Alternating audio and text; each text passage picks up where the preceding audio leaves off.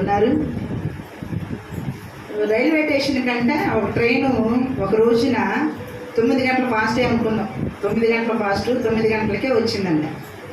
వస్తే అక్కడ ఉన్నటువంటి ట్రైన్ ఎక్కే వాళ్ళు అన్నారంట, భలే కరెక్ట్ టైంకి వచ్చిందండి, 9 అవ్వగానే కరెక్ట్గా వచ్చిందనంటే అది రావాల్సిన 9 గంటలకే, కానీ అది నిన్న రావాల్సిన బండి ఈరోజు వచ్చింది. ఎప్పుడు రావాల్సిందంట? చూడటానికేమో అది ఆ రోజు 9 గంటలకు వచ్చింది, కానీ అది ఎప్పుడు రావాల్సిన ట్రైన్ అంట. మన నిన్న ప్యాసింజర్లు ఏమైపోయారు? ఎక్కడ ఉన్నారు? ఎక్కడ ఉంటారు? అక్కడే ఉంటారు. దేంట్లో ఉంటారు?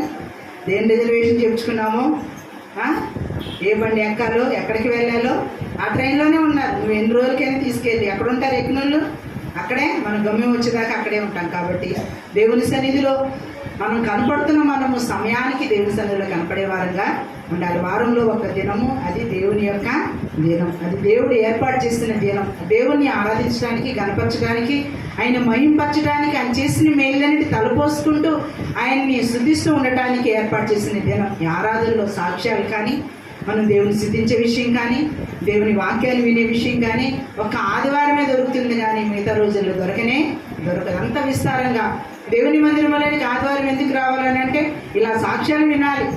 దేవుడు చేసిన గత సోమవారం నుంచి శనివారం వరకు దేవుడు చేసిన అద్భుతాలు, మరి స్వాతి కుమార్తె కోసం ప్రతిదినం అనుదినం మనకు ఆమె లేని విషయం తెలియదు, కానీ జనం అని చెప్పి మనం అనుదినం ప్రార్థనలో జ్ఞాపకం చేసుకుంటూ ఉన్నాం, ప్రార్థన చేస్తున్నాం. మరి మోహన్ దాస్ అన్న కోసం కూడా, మరి కుటుంబాలన్నిటి కోసం కూడా ఆ రీతిగా అనుదినంగా ప్రార్థన చేస్తుంటే దేవుడు కాపుదలని ఇస్తాడు. ప్రార్థన కాపుదలని అనుగ్రహిస్తుంది, క్షేమాన్ని ఇస్తుంది. దేవుని సన్నిధిలో ఆదివారం మనం చేరుతున్నామంటే ఆయన్ని స్తుతించాలి, ఆయన చేసిన మేళ్ళన్నిటినీ జ్ఞాపకం చేసుకోవాలి. నువ్వు నా భర్తకు చేసిన మేలు, భార్యకి చేసిన మేలు, బిడ్డలకు చేసిన మేలు, సంఘానికి చేసిన మేలు, నా వ్యాపారంలో, నా పనిపాటల్లో, మరి అన్నిటిలో నువ్వు తోడుగా నాకు ఉన్నావయ్యా, నీకు వందనాలయ్యా అని చెప్పి దేవుణ్ణి మనము గణపరుస్తూ ఆరాధించే వారమై ఉన్నాం. ఆలస్యమైతే మన సమయం ఉండదు, కాబట్టి మనం అనుకున్న సమయానికి మనం వచ్చేవారంగా ఉండాలి. ట్రైన్ ఆలస్యం అవడం వల్ల ప్యాసింజర్లు ఏమైపోయారంట? ఇబ్బందికి. మరి ఒక రోజు వెనక్కి ఏమైపోయారు? ఒక రోజు వెనక్కి వెళ్ళిపోయారు. సమయానికి మరుసటి రోజున వచ్చింది, కానీ వారు దిగవలసిన గమ్యస్థానం ఎక్కడ ఎప్పుడు దిగుతారని అంటే ఆలస్యంగా దిగుతారు. మనం కూడా దేవుని ఆశీర్వాదాలు పొందుకోవాలని అంటే దేవుని సన్నిధిలో ఆలస్యం కాకుండా మరీ సాధ్యమైనంత వరకు దేవుని సన్నిధిలోనికి త్వరితగతిని సమయానికి మనం కూడుకునే వారంగా ఉండాలి. ఆయన కూడుకున్నటువంటి మనం ఆయన ఆరాధించి గణపరిచి ఆయన మాటలు మనం ధ్యానం చేసుకునే వారంగా ఉండాలి. దేవుని సన్నిధిలో పరిశుద్ధ గ్రంథంలో నుండి కొద్ది మాటలు దినాన్ని మనం ధ్యానం చేసుకున్నాం. మత్తయి సువార్త 15వ అధ్యాయము, మత్తయి సువార్త 15వ అధ్యాయము 21వ వచనం 22వ వచనం చదువుకుందాం.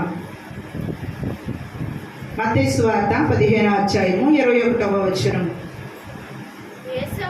యేసు అక్కడి నుండి బయలుదేరి తూరు సీదోనుల ప్రాంతములకు వెళ్ళగా, ఇదిగో ఆ ప్రాంతముల నుండి కనాను స్త్రీ ఒకటి వచ్చి, ప్రభువా, దావీదు కుమారుడా, నన్ను కరుణింపుము, నా కుమార్తె దయ్యము పట్టి బహు బాధపడుచున్నదని కేకలు వేసెను. అందుకైన ఆమెతో ఒక్క మాట అయినను చెప్పలేదు. అప్పుడు ఆయన శిష్యులు వచ్చి, ఈమె మన వెంబడి వచ్చి కేకలు వేయుచున్నది గనక ఈమెను పంపివేయమని ఆయనను వేడుకొనగా. దేవుని సన్నిధిలో ఈ కనాను స్త్రీ ఏం చేస్తుందంట? కేకలు వేస్తుంది. ఎందుకు కేకలు వేస్తుంది? మనం కేకలు వేస్తాం. ఎప్పుడు వేస్తాం? బీపీ ఎక్కువైపోతే, బీపీ బాగా హై బీపీ అయిపోతే, పిల్లల మాట వినకపోతే, మనం అనుకున్నది జరగకపోతే, మన జీవితంలో నుంచి అనేకమైన కేకలు వస్తూ ఉంటాయి.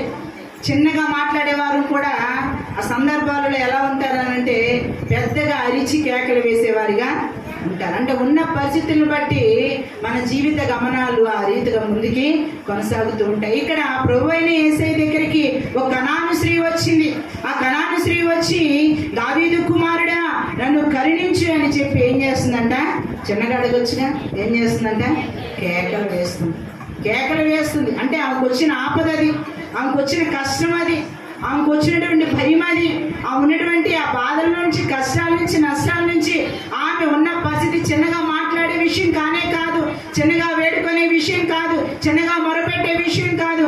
దేవుని సన్నిధిలో పరిశుద్ధ గ్రంథములో అనేక మంది భక్తులు, అనేక మంది బిడ్డలు కేకలు వేసి అనేక రీతిగా ఆశీర్వాదాలు పొందుకున్నారు. దేవుని సన్నిధిలోనికి వచ్చి మీలో మీరు స్తుతించాలని కాదు, మీరు ఉండి ఏదో ఆత్మలో ప్రార్థన చూసుకుంటూ ఉంటున్నట్లుగా కాదు, కానీ బిగ్గరగా దేవుడి నామాన్ని మనం గణపరిచే వారంగా ఉండాలి. ఇక్కడ ఈమె కనాను స్త్రీ అంటే శపితమైన జనాంగానికి మరి దేవుడు జ్ఞాపకం చేస్తున్నటువంటి స్త్రీ. కనానీయులు, ఫెర్జీలు, మరి దేవుని సన్నిధిలో సమరయులు, ఇలా అనేక జాతులు శపించబడ్డారు. వారి క్రియలను బట్టి, వారి ప్రవర్తనను బట్టి, వారి తీర్థనలను బట్టి కొన్ని జాతులను దేవుడు ఏం చేశాడంటే ప్రక్కన పెట్టాడు. ఆశీర్వాదాలు లేకుండా, దీవెన లేకుండా కొన్ని జాతులు ప్రక్కన పెట్టడం ద్వారా దీవెన అనేది వాళ్ళు కోల్పోయారు. అయితే ఆమె శపించబడిన స్త్రీ అయినప్పటికీ, ఆశీర్వాదానికి అర్హురాలు కానప్పటికీ యేసయ్య దగ్గరికి వచ్చి, దేవుని దగ్గరికి వచ్చి, దావీదు కుమారుడా నన్ను కరుణించయ్యా అని చెప్పి దేవుని సన్నిధిలో కేకలు వేస్తూ దేవుణ్ణి వేడుకుంటుంది. ఆమె కేకలు వేయటానికి కారణం ఏంటనంటే తన కుమార్తె దయ్యం పట్టి బహుగా బాధపడుతుందంట. ఒక వ్యక్తిలాగా ఉంటే ఏ పని చేస్తున్నాడో మనకు అర్థమైంది, కానీ లోపల ఇంకొక వ్యక్తి పని చేస్తూ ఉంటే వారు ఏ రీతిగా ప్రవర్తిస్తున్నారో మనకు తెలియదు. ఏ క్షణములో, ఏ సమయంలో, ఏ గడియలు ఎలా మారిపోతారో తెలియదు. అలాగే దెయ్యం పట్టిన వారనంటే వాడికి ఒక సమయం అంటూ, ఒక విషయం అంటూ ఏది ఉండదు. అంటే ఎలా పడితే అలా ఉంటాడు. కాబట్టి తను బహుగా బాధపడుతున్న కుమార్తె, మరి యవనస్తురాలు, ఆ కుమార్తె బహుగా బాధపడటం వల్ల ఆ విషయం చూడలేక, ఆ బిడ్డను చూడలేక తను వచ్చి యేసయ్య దగ్గరికి వచ్చి ఏమంటుందంట, నా కుమార్తెని బ్రతికించయ్యా, స్వస్థపరిచయ్యా, బాగు చేయయ్యా, నలిగిపోతున్నాయా అయ్యా, కొట్టిమిట్టాడుతున్నాయా దయ్యం బట్టి అనేక దినాల నుంచో, మరి సంవత్సరాల నుంచో, నెలల నుంచో, ఎప్పటి నుంచో కానీ బహుగా బాధపడుతుందయ్యా, నా కుమార్తెని ఆశీర్వదించయ్యా, నా కుమార్తెని దీవించయ్యా అని చెప్పి కేకలు వేసి ప్రార్థన చేస్తుందంట. కేకలు వేస్తున్నప్పుడు యేసయ్య అంటున్నాడంట, మనం వెంబడి వస్తూ మనం అందరం ఎవరికి కేకలు వేయట్లేదే, ఈ స్త్రీ ఏంటి ఇంత పెద్దగా కేకలు వేస్తుంది, ఏమని పంపివేయుడి అని చెప్పి ఎవరన్నారంట? ప్రభు అయిన యేసయ్య పంపివేయుడి, ఏంటి అల్లరి, ఏంటి కేకలు అని చెప్పి అన్నప్పుడు, పంపివేయమన్నప్పుడు ఆమె వెళ్ళిపోమన్నప్పుడు వెళ్ళిపోయిందా? వెళ్ళకుండా మరలా వచ్చి దేవుడు అంటున్నాడంటే, ఏంటి నువ్వు మరలా వచ్చావంటే, నశించిపోతున్న గొర్రెల ఎద్దకే కానీ నేను మీకోసం రాలేదు, మీకు ఆశీర్వాదం లేదు, మీకు దీవెన లేదు, మీరు వెలువేయబడినటువంటి వారు, అర్హులు కానిటువంటి వారు, కాబట్టి నేను నీకు మేలు చేయనంటే, అయ్యా ఒక్కసారి నా కుమార్తెని జ్ఞాపకము చేసుకోయా, అయ్యా నేను పాపాత్మురాలైన స్త్రీ, కనాని స్త్రీనేనయ్యా, అయినప్పటికీ నన్ను జ్ఞాపకం చేసుకొని నా బిడ్డకి సహాయము చేయవా అయ్యా, అలా అనవద్దయ్యా అని చెప్పి దేవునితో మరలా వేడుకుంటుందంట. 25వ వచనం మనం చూద్దామా? ఆయనను ఆమె వచ్చి ఆయనకు బ్రొక్కి, ప్రభువా నాకు సహాయము చేయమని అడిగెను. అందుకైన పిల్లల రొట్టె తీసుకొని కుక్క పిల్లలకు వేట యుక్తము కాదని చెప్పగా ఆమె నిజమే ప్రభువా, కుక్క పిల్లలకు కూడా తమ యజమానుల బల్ల మీద నుండి పడు ముక్కలు తినను కదా అని చెప్పాను. ఆ విశ్వాసము ఎంత గొప్పదంటే బహు ఘనమైన విశ్వాసాన్ని ఆమె చూపించింది. దేవుని బిడ్డ కాకపోయినా, వెలువేయబడిన బిడ్డ అయినా, జాతి అయినా, కనాను స్త్రీ అయినా దేవుని సన్నిధిలో నేను నశించిపోతున్న వారికి, నా బిడ్డల కోసమే, ఇశ్రాయేలుల కోసమే వచ్చాను, కనానీయుల కోసం నేను రాలేదు, నేను చేయను అన్నప్పటికీ దేవా కుక్క పిల్లలు తినేటువంటి ఆ ముక్కను, మరి ఆ కుక్కలు తినేటువంటి వాటిని కుక్క పిల్లలు ఎదురు చూస్తూ ఉంటాయి కదా, అవి తినేటప్పుడు కొంత కింద పడుతూ ఉంటాయి కదా, దానిలో నుంచి చిన్న సహాయము నా కుమార్తెకి చేయవా, కుక్క అన్నా, వెళ్ళిపోమన్నా, నీకు చేయను అన్నా సరే దేవుడి మనసుని ఏం చేసిందంటే అమ్మా, హృదయాన్ని, మనసును మార్చింది. మనము కూడా వేడుకునే విధయం, దేవుని సన్నిధికి నడిచి వచ్చే విధయం, దేవుని ఆకర్షించే విషయంలో మనం కూడా ఆయన మనసును మనం తాకే వారంగా ఉండాలి, ఆయన మనసును మనం కదిలించే వారంగా ఉండాలి. ఈ దినాల్లో మనసులను కరగ చేయటం, మనసులు మార్చేయటం, మనుషుల జీవితాలను మార్చేయటం చేస్తున్నామే, కానీ దేవుని సన్నిధిలోనికి వచ్చి దేవుని మనసును మనం మనసుకి మనకి మేలు చేయాలని కలిగేంత వరకు దేవుని వేడుకోవటంలా ఈ కొరత ఉంది, ఈ బలహీనత ఉంది, నాకు ఎంతవరకు ప్రార్థన చేసినా ఇంతవరకు దేవుని వేడుకున్నా నాకు మేలు కలగలేదని చెప్పి మనము దేవుని సన్నిధిలో ప్రార్థన చేయకుండా వెళ్ళిపోతున్నామే. కానీ దేవుని సన్నిధిలో కనాను స్త్రీ వలె మనం వేడుకుంటాము. మనము మన జీవితాల్లో లేనే లేదు. ఆమె శపించబడిన జీవితమైనా సరే, శపిత జాతికి కలిగినటువంటి ఆ స్త్రీ అయినా సరే దేవుని సన్నిధిలోనికి వచ్చి అంటుందంట, అయ్యా నేను కుక్కనేనయ్యా, అయ్యా నేను వెలువైబడిన స్త్రీనేనయ్యా, అయినా ఒక్కసారి నన్ను జ్ఞాపకం చేసుకోయా, నా బిడ్డ బహుదినాల నుంచి దయ్యం పట్టి బాధపడుతుందయ్యా అని చెప్పి దేవుని వేడుకుంటుందంట. ఆ వేడుకోలు ఇంత విశ్వాసము దేవుని బిడ్డల్లో కూడా నేను చూడలేదు. ఇంత విశ్వాసం కలిగిన స్త్రీని కనాను వారిలో ఉన్నారా, వెలువైబడినటువంటి వారిలో ఉన్నారా అని చెప్పి యేసయ్యే ఆశ్చర్యపోయి ఆ కుమారుని ఏం చేశాడంట, ఆ కుమార్తెని స్వస్థతకై జ్ఞాపకం చేసుకున్నాడు. నీ కుమార్తె స్వస్థత పొందుకుంది. నీ విశ్వాసం చేసిన ప్రార్థన, విశ్వాసంతో నువ్వు నడిచిన విధానం, వేడుకున్న విధానం, ఆ విశ్వాసమే నిన్ను, నీ కుమార్తెని కాపాడుతుంది, స్వస్థత పొందుకుంది. నువ్వేం ఆధారపడద్దు, వెళ్ళని చెప్పి ఆ బిడ్డను కూడా చేర్చుకున్నాడు. మనం ఒక్కసారి వెలివేస్తే రెండోసారి అక్కను చేర్చుకుంటానికి భయపడతాం. వెలివేయబడిన వారిని వెలివేసినట్లుగానే చూస్తాం, కానీ అక్కను చేర్చుకునే స్థితికి మనం రానే.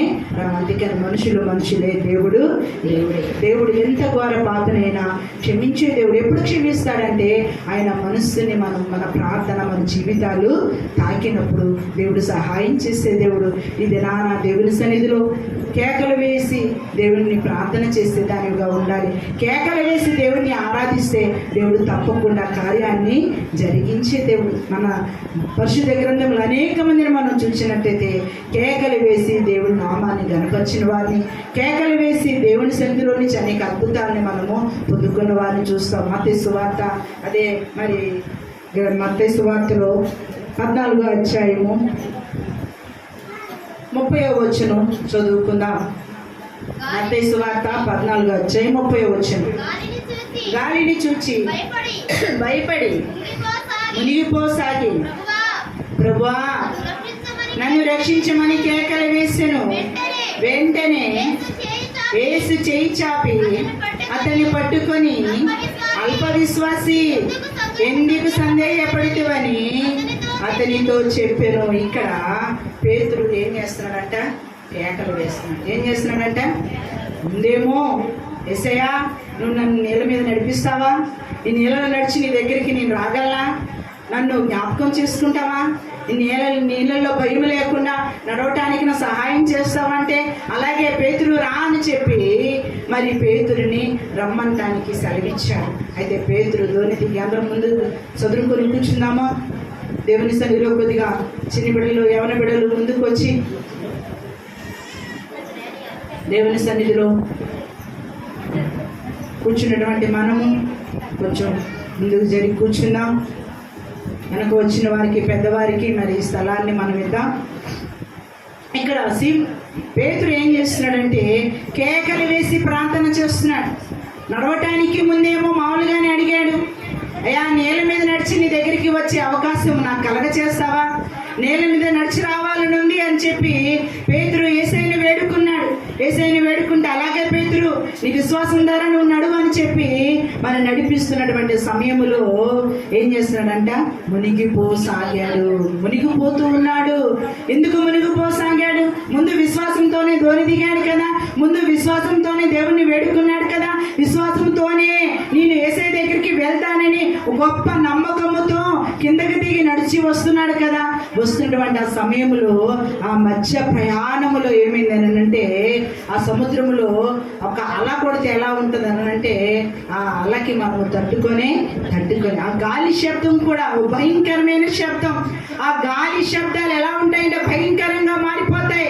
ఆ గాలి అలలకి, ఆ సబడలకి చేసేటువంటి ఆ సమయంలో, ఆ అర్ధరాత్రి వేళ బహు భయాన్ని కలగ చేస్తూ ఉంటాయి. అయితే నడుస్తూ ఉన్నాడు, కొన్ని అడుగులు వేశాడు. వేసిన తరువాత మునిగిపోసాగాడు. దేవుణ్ణి చూస్తూ నడవవలసినటువంటి పేతురు అటు ఇటు చూసేసరికి అనేక శబ్దాలు వినపడుతున్న, భయంకరమైన శబ్దాలు, భయంకరమైనటువంటి ఆ శబ్దాలు చెవులకు వినపడటం ద్వారా ఆ శబ్దాలను చూసి ఏమైపోయాడంటే అవిశ్వాసిగా మారిపోయాడు. విశ్వాసములో కొంత ఏమైపోయింది, నేను దేవుని దగ్గరికి వెళ్ళగలనా, నేను దేవుని దగ్గరికి నడవగలనా, దేవుని దగ్గరికి చేరుకోలేనేమో అని అవిశ్వాసం హృదయంలోకి రాగానే కేకలు వేస్తున్నాడంట, యేసయ్యా నేను మునిగిపోతున్నానయ్యా, నన్ను రక్షించయ్యా, నా చేయి పట్టుకోయా అని చెప్పి పేతురు వేడుకుంటున్నాడంట. మన జీవితాల్లో కూడా రక్షణ పొందిన దినము నుండి, దేవుణ్ణి తెలుసుకున్న దినము నుండి, కొన్ని వారాల నుంచో, కొన్ని నెలల నుంచో, కొన్ని సంవత్సరాల నుంచో దేవుని సన్నిధిలో, దేవుని మార్గంలో, భక్తి మార్గంలో నడుస్తున్నాడు. మన జీవితాన్ని కొన్ని అలలు లాంటివి, కొన్ని కెరటాలు లాంటివి మన జీవితాన్ని ఆవరించి భక్తి మార్గంలో ఎదగనీయకుండా, భక్తి మార్గంలో ముందుకు చేరనివ్వకుండా, భక్తి చేయనివ్వకుండా, దేవుని సన్నిధిలో కనపడనివ్వకుండా, ప్రార్థించకుండా, కొన్ని అనారోగ్య పరిస్థితులు కానివ్వండి, కొన్ని అసమాధాన పరిస్థితులు కానివ్వండి, ఆ కెరటాలు లాంటివి మనల్ని తాగుతూ ఉన్నప్పుడు మనం కూడా అనుకుంటాం, ఈ బిడ్డలు సాక్ష్యం ఇచ్చారు కదా, దేవా మమ్మల్ని జ్ఞాపకం చేసుకోవా, నా కుమార్తెని జ్ఞాపకం చేసుకోవా, నా భర్తని జ్ఞాపకం చేసుకోవా అని చెప్పి వారు ఏం చేస్తుంటారు, చిన్నగా ప్రార్థన చేస్తుంటారా? దేవుని సన్నిధిలో ఎక్కడున్నామని కూడా తెలియకుండా దేవుని సన్నిధిలో కేకలు వేసి మొరపెట్టి ఉంటారు.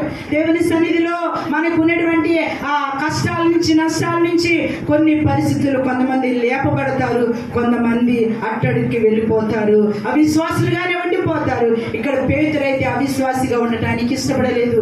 దేవా నిన్ను నడవలేకపోతున్నానయ్యా, అయ్యా ఈ శబ్దాన్ని తాకిడికి నీ దగ్గరికి నేను రాలేకపోతున్నానయ్యా, ఈ బాధని, ఈ కష్టాన్ని, నష్టాన్ని చూస్తున్నాను నేను, అయ్యా నీ దగ్గరికి నేను చేరలేకపోతున్నానయ్యా, నీ సన్నిధిలో నీ ప్రార్థన చేయలేకపోతున్నానయ్యా, రక్షణ పొందిన నేను ఆ దినమున విశ్వాసాన్ని సన్నగిల్లిపోతున్నానయ్యా, అయ్యా నా చేయి పట్టుకొని నడిపించయ్యా అని చెప్పి పేతురు వలె మనం కేకలు వేసేవారంగా ఉండాలి.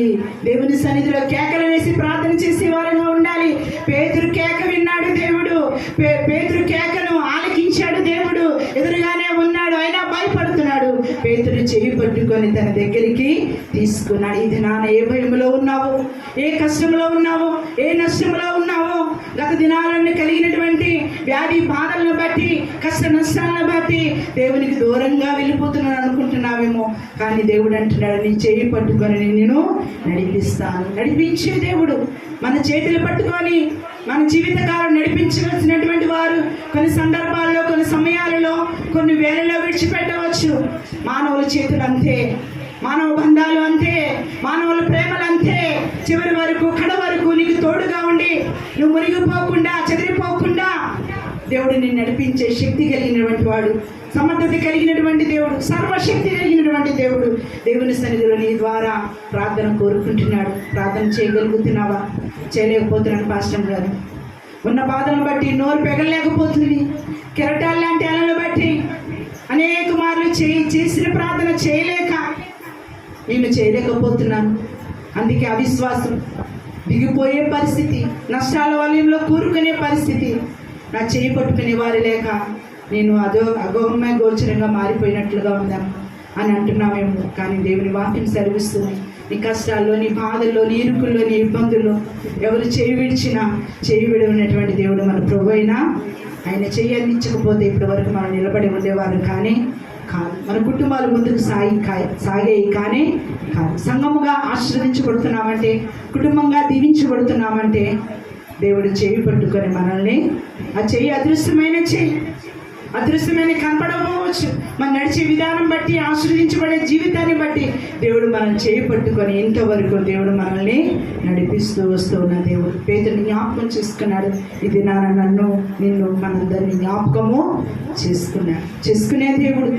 ఇంకా నువ్వు అవిశ్వాసంలో ఉన్నావేమో, మునిగిపోతాను, నలిగిపోతాను, కృంగిపోతాను అనుకుంటున్నాను, కానీ అవిశ్వాసిగా ఉండటం దేవుడి చిత్తం. కానీ అక్కడ పేతురు మునిగిపోతే అవిశ్వాసిగా మారిపోయేవాడు, కానీ అవిశ్వాసిగా మారటం దేవునికి ఇష్టం లేనే లేదు. పేతురు కేక విని దేవుడు అక్కను చేర్చాడు. ఇది నన్ను కేక వేసి ప్రార్థన చేయగలిగితే నీ దరికి, నీ కుటుంబం దరికి, నీ వ్యాపారం దరికి, నీ పనుల దరికి, నీ చదువుల దరికి దేవుడు వచ్చి దేవుడు నీకు సహాయం చేసి నిన్ను ఆశీర్వదించే దేవుడు, నిన్ను దీవించే దేవుడు, నేను జ్ఞాపకం చేసుకునే దేవుడు. కాబట్టి దేవుని సన్నిధానంలో ఉన్నటువంటి మనము కేక వేసి ప్రార్థన చేసేవారుగా ఉండాలి. లూకా సువార్త 19వ అధ్యాయము, లూకా సువార్త 19వ అధ్యాయము, ఇక్కడ కూడా ఒక మాటను మనం చదువుకున్నాం. లూకా సువార్త 18వ అధ్యాయము 37వ వచనం చదువుకున్నాం.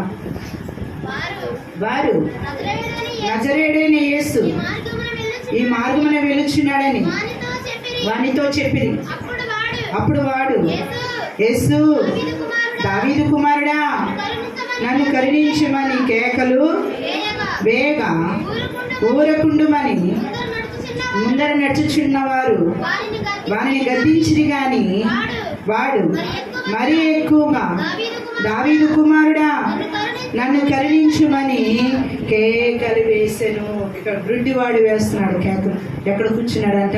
త్రోవ ప్రక్కన కూర్చున్నాడు. బ్రుడ్డితనముతో ఉన్నాడు. మనకు తెలిసిన మరి వాక్య భాగమే.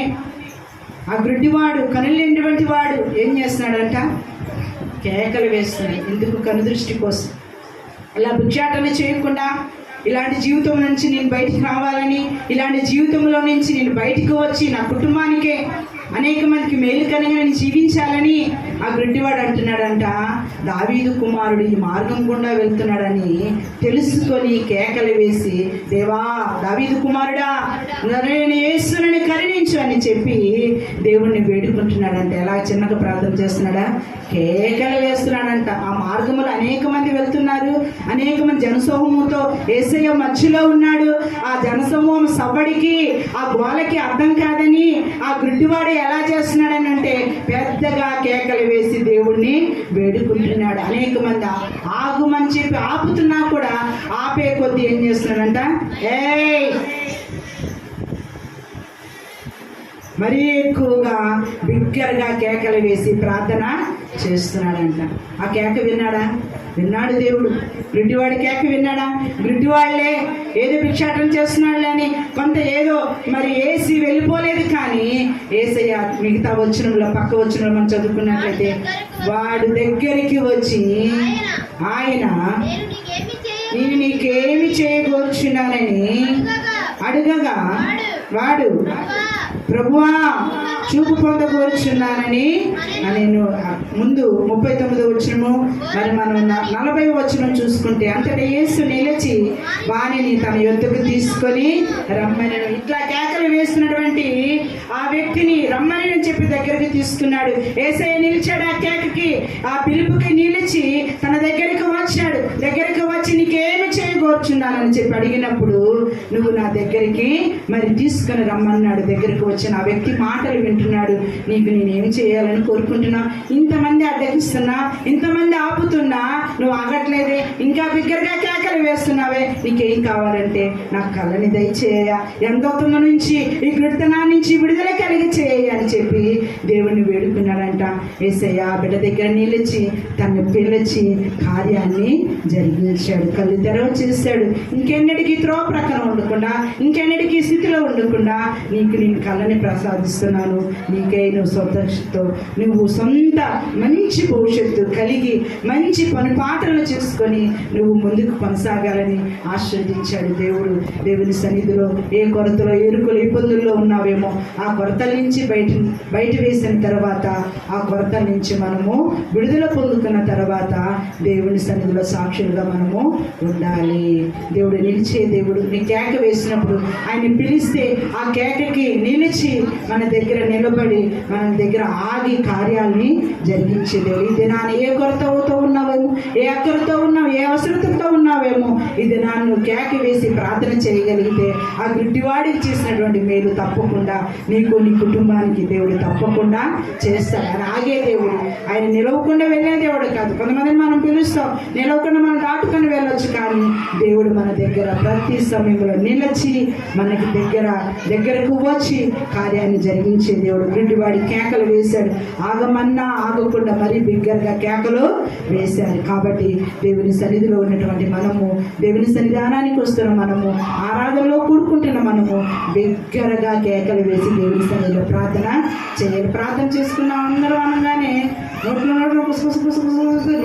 అసలు ప్రార్థన చేస్తున్నారా, పెద్దలు కదులుతున్నాయి, అసలుకి వీళ్ళ మాట వినబడిందా, వీళ్ళకి వినబడలేదా, ఏమి అర్థం కాదు. మీరు ఆరాధిస్తున్నారా, ప్రార్థన చేస్తున్నారా, వేడుకుంటున్నారా, ఏమి ఉండదు. బయటికి వెళ్ళిన తర్వాత వాడు మాటలు మాట్లాడమంటేనా వీరేనా గుళ్ళోనే ఉంది అన్నట్లుగా ఉన్నట్టుగా అనుకుంటాం మనం. కానీ దేవుని సన్నిధిలో బిగ్గరగా కేక వేస్తే ఆ కేకను ఆలకించే దేవుడు, బిగ్గరగా కేక వేస్తే దేవుడు జ్ఞాపకం చేసుకొని ఆశీర్వదించే దేవుడు. దేవుని సన్నిధిలో బయట వేస్తే కేకలు పనికిమాలిన కేకలుగా ఉంటాయి, పనికిరాని కేకలుగా ఉంటాయి. కానీ దేవుని సన్నిధానికి వచ్చి కేక వేస్తే దేవుడు ఆ కేకలు విని, మనుషులు తట్టుకోలేరు కేకలు, మనుషులు వినలేరు. పిల్లలు వాళ్ళే మనం ఏం చేస్తాం, మాటలు చెప్తూ ఉంటే పిల్లల కేకలు వినబడుతూ ఉంటే ఆ కేకలకి మనం వాక్యాన్ని మీతో పంచుకుంటానికి చాలా కష్టంగా ఉంటుంది కదా. ఎండాకాల సెలవులు వస్తే పిల్లలతో ఏమవుతుంది, కేకలు. వాళ్ళ కేకలకి బయటికి ఏ చెట్టు కిందకో ఎక్కడికో ఎడారి ప్రాంతంలో ఆడుకునే ప్రాంతంలో పంపివేస్తూ ఉంటాం. అంటే కొన్ని కేకలు మనకి చెడుని కలుగచేస్తాయి, కొన్ని కేకలు దీవెనని కలుగచేస్తాయి. దేవుని సన్నిధిలో ఏ కేక వేసినా, ఎలా ప్రార్థన చేసినా, గట్టిగా చేసినా, హృదయపూర్వకంగా చేసినా దేవుడు తప్పకుండా కేకలను విని ఆలకించి అద్భుతాలను చేసే దేవుడు. దావీదు కుమారుడిగా తన దగ్గరకు వచ్చాడు, ఆ గుడ్డివాడికి చూపుని ప్రసాదించాడు. దేవుని సన్నిధిలో మన జీవితాల్లో అద్భుతాలు, ఆశ్చర్య కార్యాలు మరి మన జీవితాల్లో కనపడాలంటే తప్పకుండా మనము దేవుని సన్నిధిలో కేకలు వేసి ప్రార్థన చేసేవారంగా ఉండాలి. యెహోషువ గ్రంథంలో కూడా మరొక మాట మనం చదువుకుందాం. యెహోషువ గ్రంథము 6వ అధ్యాయము, యెహోషువ గ్రంథము 6వ అధ్యాయము 16వ వచనం చదువుకుందాం. 7వ మారు యాజకులు బూరలు ఊదగా యెహోషువ జనులకు ఇలాగూ ఆజ్ఞ ఇచ్చెను, కేకలు వేయుడి, యెహోవా ఈ పట్టణమును నీకు అప్పగించుచున్నాడు, ఈ పట్టణమును దీనిలో ఉన్నది యావత్తును యెహోవా వలన శపింపబడిను. రాహాబు అని వేశ్య మనం పంపిన దూతలను దాచిపెట్టెను గనుక ఆమె ఇంటన్న వారందరూ మాత్రమే బ్రతుకుదురు. ఇక్కడ 7 మారులు స్తుతించాలని దైవ సేవకుల ద్వారా దేవుని బిడ్డలకు ఆజ్ఞ జారీ చేయబడింది. ఎరుకో పట్టణాన్ని అప్పగిస్తున్నాను, ఎరుకో పట్టణాన్ని స్వాధీనపరచుకోనండి, ఎరుకో పట్టణపు గోడలు కూల్చివేయండి.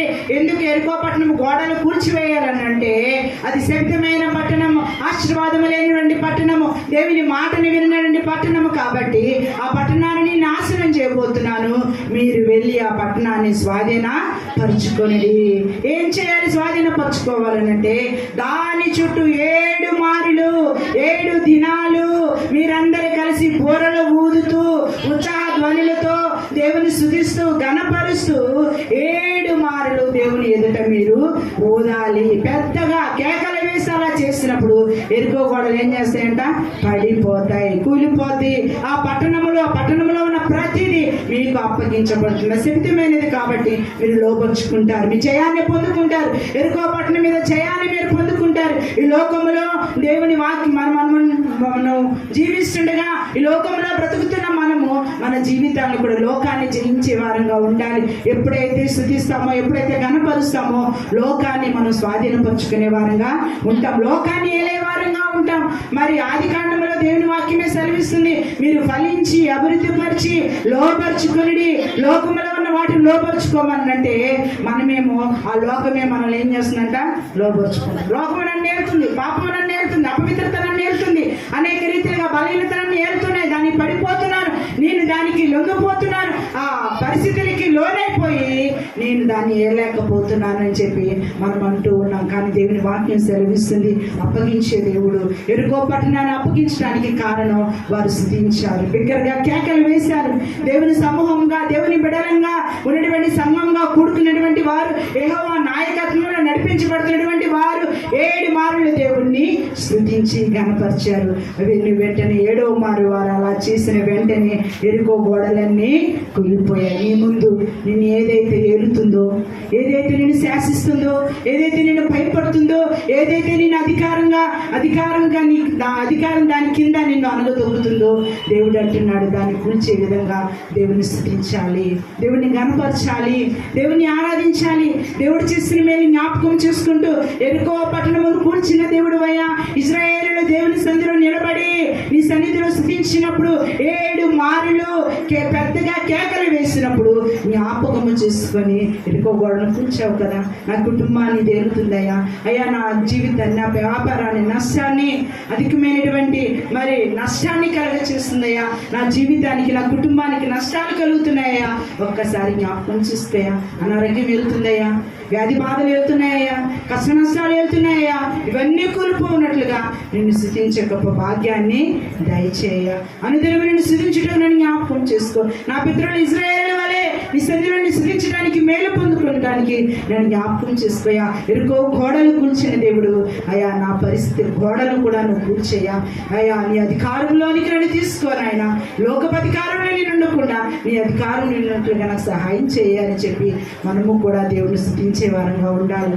ఆరాధనలో ప్రార్థన ఒక భాగం, స్తుతి ఆరాధన ఒక భాగం, దేవుణ్ణి విజ్ఞాపన చేయడం ఒక భాగం, దేవుని సన్నిధిలో ఉపవాస ప్రార్థన ఒక భాగం. అన్ని భాగాలలో మనం ఉండే వారంగా ఉండాలి, దేవుణ్ణి వేడుకునే వారంగా ఉండాలి, దేవుని జ్ఞాపకం చేసుకునే వారంగా ఉండాలి. అనే దినము దేవుడు చేసిన ప్రతి విషయములో దేవుని సన్నిధిలో మనం ఆయన స్తుతిస్తూ గణపరుస్తూ ఉంటే దేవుడు తప్పకుండా మన జ్ఞాపకము చేసుకుని, దేవుడు స్తుతించేవారు ఎలా చేయాలంటే పెద్దగా కేకలు వేసి మరి స్తుతించినప్పుడు దేవుడి కార్యాన్ని జరిగిస్తాడు. నీ ఇంట్లో ఉన్నా, నువ్వు ఏ పనులకి వెళ్తున్నా, మనసులో దేవుణ్ణి బిగ్గరగా చేసే పరిస్థితి లేకపోయినా దేవుడిని నువ్వు ఆరాధించగలిగితే, దేవా నువ్వు చేస్తున్న మేలుకే నీకు వందనాలు, ఇది నువ్వు చూపుతున్న కృపకే నీకు వందనాలు, ఈ పనిపాట్లో నువ్వు ఇస్తున్నటువంటి కృపకే నీకు వందనాలని మనం వేడుకోవటం మొదలు పెడితే దేవుడు తప్పకుండా కార్యాన్ని జరిగించే దేవుడు, ఆశీర్వాదాన్ని కలగచేసే దేవుడు, దీవెనని కలగచేసే దేవుడు. అడ్డు గోడలుగా ఉన్న ప్రతి పరిస్థితిని కూల్చివేసి నీకు మేలులతో నింపే దేవుడు.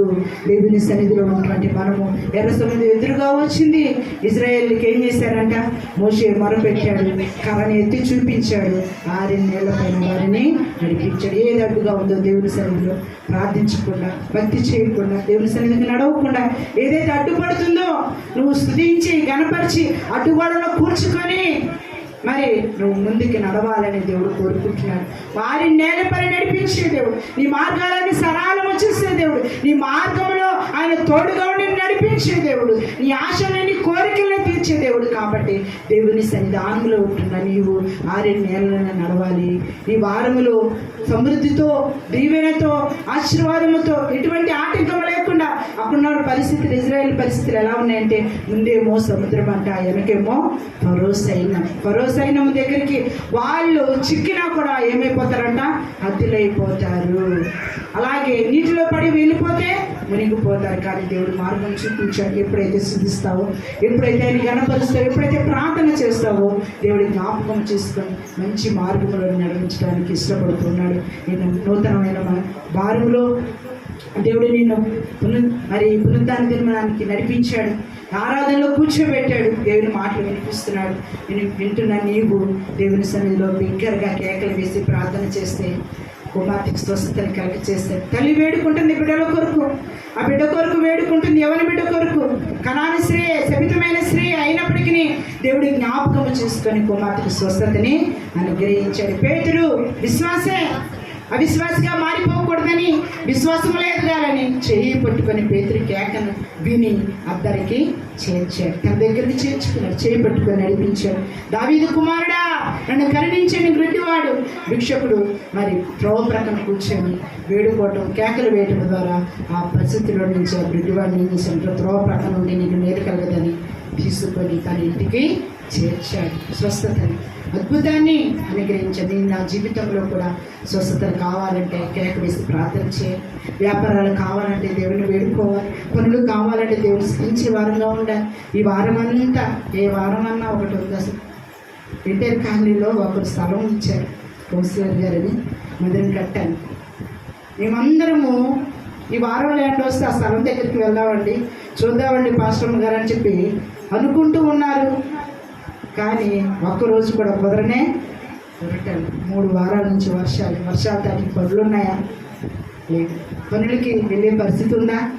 పనులకి వెళ్ళినా ఆశీర్వాదకరంగా మనం ఉంటామా అంటే ఆరోగ్యాలు కోల్పోతూ ఉంటాం. ప్రతికూల పరిస్థితులు అయినప్పటికీ దేవుడు కృపని చూపించి మనల్ని జ్ఞాపకం చేసుకున్నది, సజీవులుగా ఉంచిన దేవుని స్తుతించడానికి మనం ఇష్టపడే వారంగా ఉండాలి. దేవుని సన్నిధిలో కేక వేసి ఇటువంటి పరిస్థితుల్లో కూడా నాకు గొప్ప మేలుని చేసావయ్యా, గొప్పగా ఆశీర్వాదాన్ని కలిగి చేసావు, దీవెని కలిగి చేసావయ్యా, నెమ్మదిని కలిగి చేసావయ్యా, నాకు సహాయం దయచేయని చెప్పి మరి ఆ భక్తుల వల్లే మనం కూడా మన ప్రార్థన చేసేవారంగా ఉండాలి. ఈ దినాన ఎవరు నువ్వు కోరుకుంటావు, ఏది కావాలని నువ్వు అడుగుతావు, దేవుడు ఇవ్వటానికి సిద్ధపడుతూ ఉన్నాడు. కొంతమంది యేసయ్య వద్దు బరబ్బా కావాలని కేకలు వేశారంట. దేవుని సన్నిధిలో చివరిగా ఈ మాటను మనము చదువుకొని ప్రార్థన చేద్దాం. మత్తయి సువార్త చివరిగా ఈ మాటను చదువుకొని ప్రార్థన చేద్దాం. మత్తయి సువార్త 27వ అధ్యాయము, మత్తయి సువార్త 27వ అధ్యాయము 19వ వచనం చదువుకుందాం. అతడు న్యాయపీఠం మీద కూర్చుని ఉన్నప్పుడు అతని భార్య, నీవు ఆ నీతిమంతుని జోలికి పోవద్దు, ఈ ప్రొద్దు ఆయనను గూర్చి నేను కలలో మిక్కిలి బాధపడుతునని అతని యొద్దకు వర్తమానము పంపెను. తర్వాత 24వ వచనం చదువుకుందాం. 23 కూడా. అధిపతి ఎందుకు ఇతడు ఏ దుష్కార్యము చేసినని అడగగా వారు సిలువ వేయమని మరి ఎక్కువగా కేకలు వేసిరి. పిలాతు అల్లరి ఎక్కువ వచ్చినదే కానీ తన వలన ప్రయోజనమేమీ లేదని గ్రహించి నీళ్లు తీసుకొని జనసమూహము ఎదుట చేతులు కడుగుకొని ఈ నీతిమంతుడి రక్తమును గూర్చి నేను నిరపరాధిని, మీరే చూసుకునుడని చెప్పాను. అప్పుడు అంటున్నారంట ప్రజలు, అతని రక్తము మా మీదను మా పిల్లల మీదను ఉన్నది కాక. అప్పుడు అతడు వారు కోరినట్టు బరబ్బాను వారికి విడుదల చేసి యేసును కొరడాలతో కొట్టించి సిలువకి అప్పగించారు. అప్పుడు యేసయ్య మరణము పెట్టేటువంటి ఆ సమయంలో, యేసయ్య లోకంలో జీవించినటువంటి ఆ కాలంలో అక్కడ ఉన్నటువంటి ప్రజలంట మరి పిలాతు భార్యతో కలలో మాట్లాడాడు. దేవుని వాక్యము దర్శించిందామని అతని నీతిమంతుని జోలికి మీరు వెళ్ళవద్దు, ఆ పాపము మిమ్మల్ని అంటుకోనివ్వకుండా మీరు దూరంగా ఉండండి అంటే శతవిధాల ప్రయత్నం చేశాడు పిలాతు. ఎందుకు యేసయ్యని సిలువ వేయకుండా ఉంచాలి, ఆ బిడ్డలు ఏమైనా కోరుకుంటారేమో విడుదల చేయమనంటే ఒక ఆనవాయితీ ఉంది సంవత్సరంలో. మనకైతే ఆగస్టు 15కి ఖైదీలో ఒక ఖైదీ విడుదల పొందుకోవాలి. మంచి సాక్ష్యాన్ని, మంచి ప్రవర్తన కలిగిన వారికి విడుదల అనేది ఏర్పాటు చేయబడుతూ ఉంటుంది. అయితే ఆ పిలాతు కూడా అటువంటి ఒక చట్టాన్ని తీసుకొని వచ్చాడు. మీ ముందు ఇద్దరు ఉన్నారు, మరి ఇతన్ని చూస్తే, యేసుని చూస్తే ఇతనిలో ఏ దోషం నాకు కనపడట్లేదు. నా భార్య కూడా చెప్పింది, మరి నీతిమంతుడు ఇతని జోలికి నువ్వు వెళ్ళవద్దు, మనుషుల మాటలు నువ్వు ఏమాత్రం లెక్క చేయవద్దు, ప్రజల మాటలు ఏమి చేయబెట్టద్దు అంటే రాజుగా మనుషులు ఎవరు ఓటు వేస్తే మనం ఓట్లు వేస్తాం కదా, ఎవరు ఎక్కువ వేస్తే వారే అంటే ఎలా ఉన్నా సరే పరిస్థితులు వాళ్ళే గెలిచి, ప్రజల తీర్పుకు నువ్వు మాత్రము చెవి యొక్కద్దు, నువ్వు తల వంచొద్దని చెప్పినప్పుడు అతడు అంటూ ఉన్నాడంట, ఏ దుష్కారం ఇతనిలో కనపడలేదు కాబట్టి ఇతను నేను విడుదల చేస్తానంటే మాకు యేసు వద్దు, బరబ్బానే కావాలి, బరబ్బానే మాకు కావాలని చెప్పి మరి పెద్దగా ఏం చేశారంట, కేకలు వేశారంట. పిలాతు ముందు కేకలు వేశారంట, యేసయ్యను శిక్షించమని, యేసయ్యకి సిలువేయమని, యేసయ్యకి మరణ శిక్షను అందించమని పెద్దగా కేకలు వేశారంట. ఈ దినాన ఇటువంటి కేకలు మనం వేస్తున్నాం, ఇటువంటి కేకలు మన జీవితాల్లో వినబడుతూ ఉన్నాయి. న్యాయం కోసం దేవుని సన్నిధిలో కనపడుతున్నామని మనం దేవుని సన్నిధిలో కేకలు వేస్తే దేవుడు ఆ కేకలు విని మేలు చేసే దేవుడు. ఇక్కడ బరబ్బా అంటే బందిపోటు దొంగ. ఎటువంటి వాడంట, బందిపోటు దొంగ. 18వ అధ్యాయము మత్తయి సువార్త, యోహాను సువార్త 18వ అధ్యాయము 40వ వచనం చదువుకుందాం. యోహాను సువార్త 18వ అధ్యాయము 40వ వచనం. అయితే వారు వీనిని వద్దు, బరబ్బాని విడుదల చేయమని మరలా కేకలు వేసిరి. ఈ బరబ్బా బందిపోటు దొంగ. ఎవరి పక్షాన ఉన్నారంట? బందిపోటు దొంగ. దోచుకుంటాడు దొంగ. దొంగ మంచోడా? దొంగ దోచుకునేవాడు. మనం కూడా కొన్నిసార్లు అన్యాయం పక్షం ఉంటాం, అపవిత్ర పక్షం ఉంటాం. ఏదైతే మనకు ఆ సమయంలో కరెక్ట్ అనిపిస్తుంది దాని పక్షాన ఉంటాం. పెద్దగా కేకలు వేస్తాం, పోరాడతాం. ఎంతగా ముందుకు వెళ్ళాలి అంతగా ముందుకు వెళ్తాం. ఎంతగా సహకరించాలి అంతగా సహకరిస్తాం. ఇక్కడ నుండి ప్రజలు యేసయ్య పక్షాన ఉండకుండా, యేసయ్య చేసే నేరం ఏమీ లేదండి. ఈ లోకంలో ఆయన జీవించి అనేక మంది స్వస్థతల్ని, అద్భుతాల్ని, ఆశ్చర్య కార్యాల్ని, అద్భుత కార్యాలని జరిగించాడు.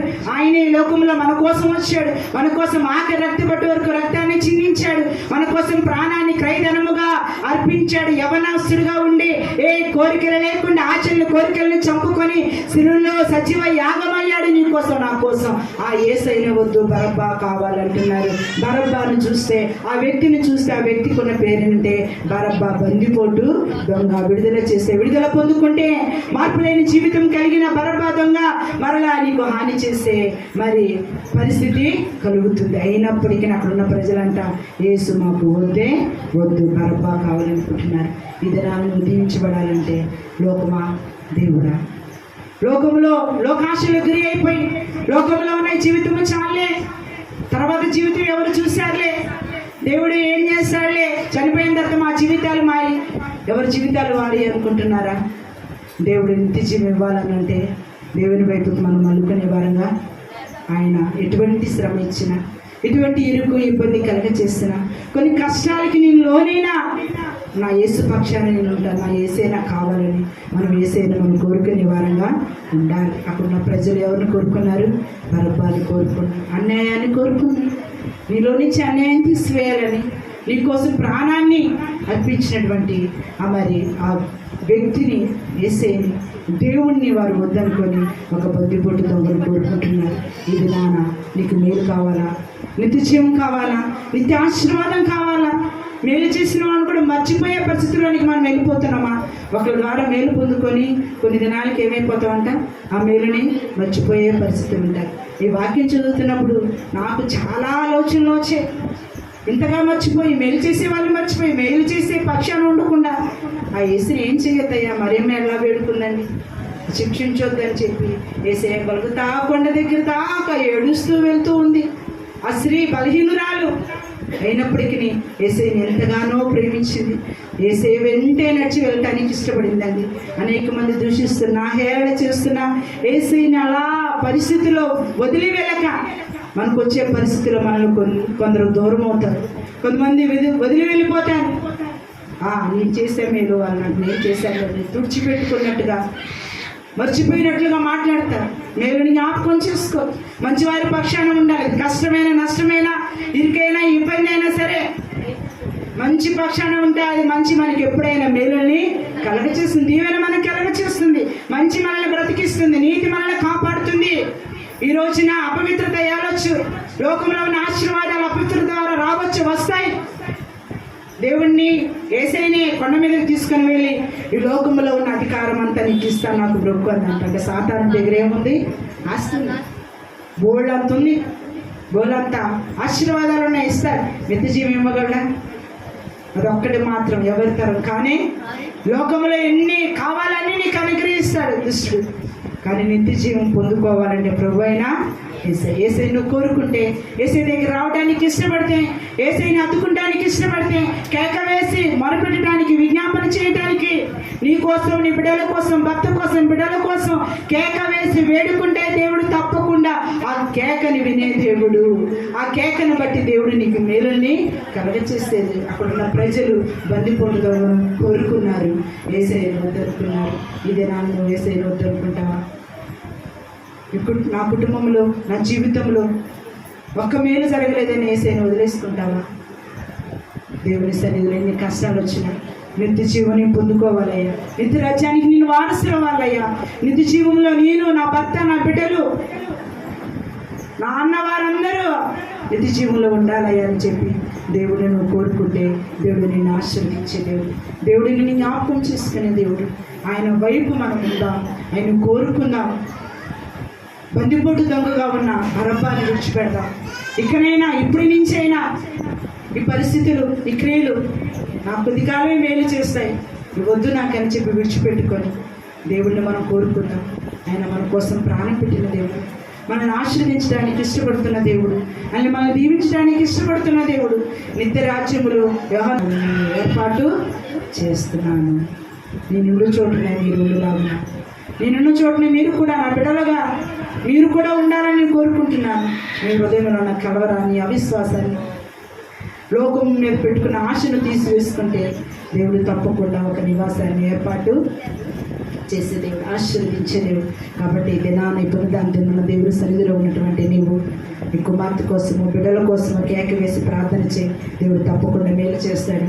అలాగే వ్యక్తిగతంగా నీకు ఏదైనా అవసరం ఉంటే అద్భుతం కోసం దేవుని సన్నిధిలో కేక వేసి ప్రార్థన చేయి, దేవుడు తప్పకుండా మేలు చేస్తాడు. అలాగే నీకు అడ్డుగా వస్తున్న ఎరుకో గోడలు లాంటి అడ్డుగోడలు నీ జీవితాన్ని ఏమైనా చుట్టుముట్టి ఉంటే 7 మార్లు దేవుని సన్నిధిలో స్తుతించి పెద్దగా కేకలువే, వాటి నుంచి దేవుడు నీకు విడుదలని కలగచేస్తాడు. దేవుని సన్నిధిలో దేవుని మాటలు వింటున్న మనము మరి ఆ రీతిగా ఉండునట్లుగా దేవుడి చిన్ని మాటలు దేవుని పక్షాన మనం నడిపించినట్లుగా మన హృదయంలో ఫలింపచేయునుగాక. ఈ దినముని మనం వేస్తున్న కేక మన జీవితాలకి, మన బిడ్డలకి, మన వ్యాపారాలకి, పనిపాటలకి దీవెన ఆశీర్వాదాలు కలుగచేయునుగాక.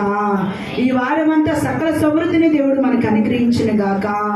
బరబ్బా లాంటి పరిస్థితులు విడిచిపెట్టి యేసయ్య లాంటి మంచి వ్యక్తిని దేవుడిని మనము సంపాదించుకుని తద్వారా దీవెనలు మనం పొందుకుందాము గాక. దేవుని